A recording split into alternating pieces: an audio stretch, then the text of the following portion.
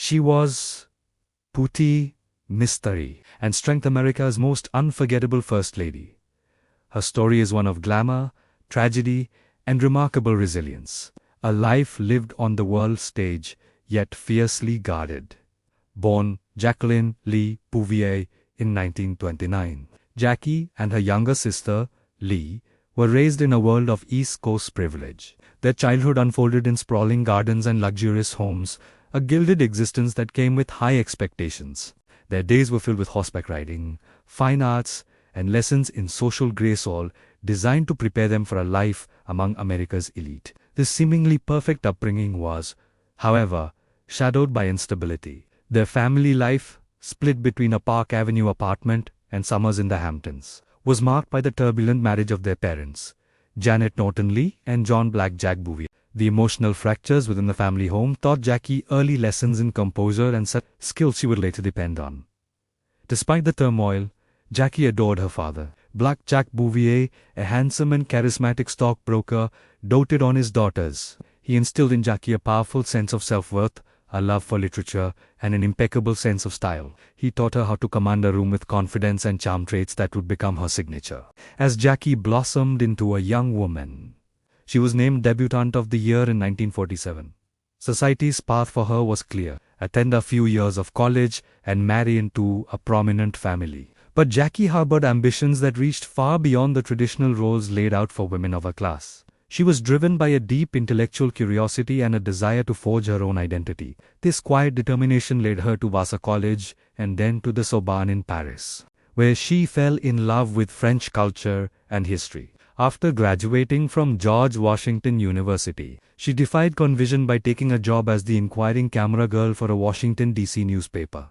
Armed with a camera and a notebook, she interviewed everyone from congressmen to everyday citizens, honing her skills as an observer and writer. It was in the political circles of Washington that her life took a fateful turn. At a dinner party in 1952, she was reintroduced to a handsome, ambitious young congressman from Massachusetts named John F. Kennedy. There was an immediate connection. He was drawn to her intelligence and wit. She was captivated by his charisma and vision. History was about to quietly shift on its axis. Their courtship was a whirlwind romance set against the backdrop of JFK's rising political star. On September 12, 1953, Jacqueline Bouvier married Senator John F. Kennedy in a lavish ceremony that captivated the nation. In marrying JFK, she wasn't just becoming a wife. She was stepping onto the precipice of a political destiny that would forever change her life and America itself. When John F. Kennedy won the presidency in 1960, Jackie became one of the youngest first ladies in history. She saw the White House not just as a residence, but as a stage for American greatness. With a deep appreciation for history and the arts, she undertook a meticulous restoration, transforming the executive mansion from a tired institution into a vibrant showcase of national culture and refinement. Her influence extended far beyond America's shores. On official trips abroad, she was a stunningly effective diplomat, whether speaking flawless French in Paris or charming world leaders in Vienna. Her grace, intelligence, and fashion sense captivated the global imagination. She became a symbol of a new, more sophisticated America, a cultural ambassador as powerful as any politician. Then came the day that shattered a nation and broke the heart of the world. November 22, 1963. The Dallas motorcade, the sudden chaos, the unimaginable loss. In an instant, the fairy tale of Camelot was over, and Jackie Kennedy's life was irrevocably fractured. The vibrant pink suit she wore became a symbol of a national trauma. In the darkest days that followed, the world watched as a grieving widow showed almost superhuman strength. Dressed in black, her face shielded by a veil, Jackie led a nation in mourning with a dignity that was both heartbreaking and inspiring. She meticulously planned her husband's funeral, modeling it after Abraham Lincoln's, ensuring his legacy would be etched into history with the grandeur it deserved. Her primary focus immediately shifted from public duty to private survival.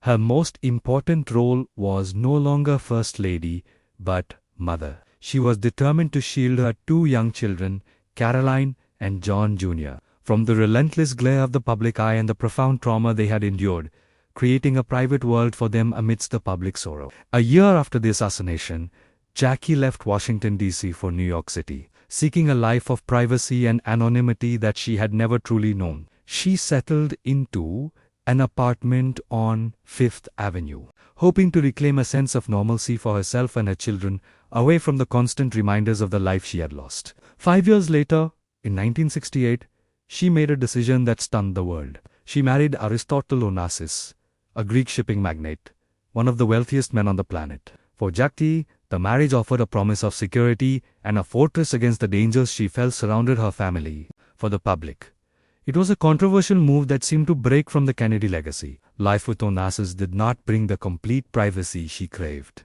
She became Jackie O, the most hunted woman in the world, relentlessly pursued by pop. Her iconic oversized sunglasses became both a fashion statement and a shield, a symbol of her constant battle to protect her family's peace from the insatiable curiosity of the media. After Onassis's death in 1975, Jackie returned to New York and began a new, unexpected chapter. At the age of 46, she took a job as a consulting editor at Viking Press and later in the world of publishing. Surrounded by books and ideas, she finally found a professional life that was entirely her own, built on her intellect and passion, not on the name of her husband. Her legacy grew to encompass more than just fashion and politics.